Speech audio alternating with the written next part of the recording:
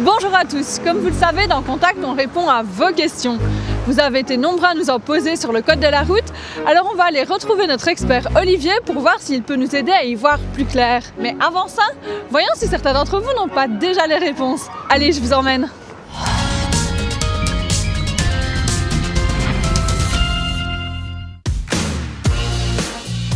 Bonjour. Bonjour. Est-ce que je peux vous poser quelques questions pour l'émission Contact? Bien vous écoute.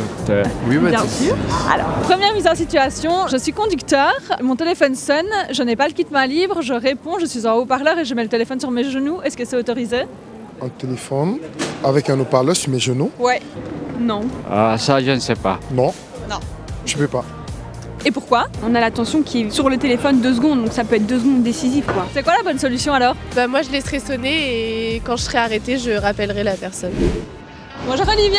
Bonjour Fanny. Mais est-ce que tu peux nous répondre avec les bonnes réponses? Volontiers. Je suis conducteur, le téléphone sonne, je n'ai pas le kit main libre, je réponds en haut-parleur et je pose le téléphone sur mes genoux.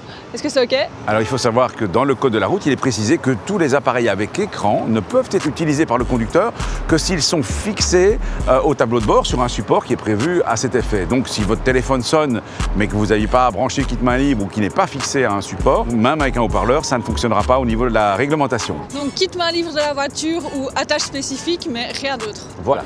Une voiture prend un sens unique à contresens, on arrive à une priorité de droite, est-ce qu'elle a quand même priorité? Non. Oh, je pense que si en fait. Parce qu'elle doit sortir parce qu'elle n'est pas dans le bon axe pour rouler. Je suis pas sûr en fait, je sais pas. Enfin après si elles me font dessus, je vais quand même m'arrêter mais logiquement elle est en faute quoi. Pourquoi? Parce qu'il n'a pas à se trouver là. Donc le sens interdit prévaut sur la priorité.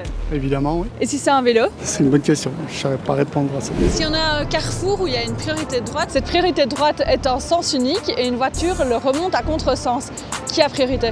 Il y a quelques années d'ici, le code de la route a été modifié de manière à ce qu'un conducteur qui remonte à contresens d'un sens unique ne puisse plus bénéficier de la priorité de droite quand il arrive à une intersection. Attention, il faut mettre quand même une toute petite nuance, c'est qu'il y a des sens uniques limités que les cyclistes peuvent remonter et s'il n'y a pas les concernant un stop ou un céder le passage au prochain carrefour, eh bien ils bénéficieront par contre eux de la priorité de droite. Est-ce qu'on peut rouler en tongs ou en talons? Oui. Je dirais que non. En tongs, Moi je pense pas. en tongs, je suis pas sûre, en talons peut-être. Pourquoi? Question de sécurité. Les tongs elles maintiennent moins le pied je trouve. Avec le temps aussi, ça pourrait aussi glisser des pieds. Alors, le code de la route ne va pas aussi loin dans le détail, mais il existe un article général qui précise que le conducteur doit pouvoir toujours en permanence maîtriser son véhicule. Et donc, au cas par cas, un policier pourrait considérer que tel type de chaussure ou tel autre type de chaussure n'est pas convenable pour maîtriser son véhicule. Mais il faudra l'argumenter dans le procès verbal, bien entendu. Donc je suis conducteur, j'arrive à un feu vert, mais un piéton essaye quand même de traverser. Qu'est-ce que je fais? On laisse traverser le piéton. Je m'arrête parce que le piéton a toujours priorité. Oui, pas le choix. Je me l'écrase. Tu l'écrases. On est obligé de freiner, hein, on va pas l'écraser non plus. C'est mieux. Vaut mieux, oui. Merci beaucoup. Avec plaisir. Bonne journée. Alors, un piéton qui traverserait au rouge, évidemment, commet une infraction, pourrait être verbalisé et tenu responsable en cas d'accident. Mais en tant que conducteur, vous devez tout faire, vous, pour éviter de l'écraser. C'est ce qu'on appelle le devoir général de prudence d'un conducteur. Merci Olivier pour ton expertise. De rien, au revoir. Au revoir. Voilà, vous avez maintenant toutes les réponses à vos questions.